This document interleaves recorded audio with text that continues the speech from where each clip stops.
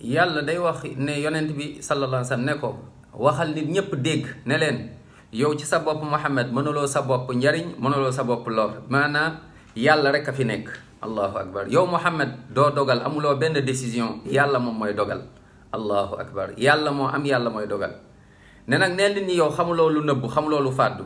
subhanallah. tey nag ñuy dégg ay nit di wax ay kàddu bokkaale yoo xamante ni laa hawla wala quwwata illa billah. naan ñoom xam nañ lu làqu, naan ay arash lañ fanaan ak ay dañoo demoon fii ak ay kaaba géeg ay ñoom ñoo lu ne ngay dégg yowmal xiyaama maa la fay dimbali sa bàmmeel.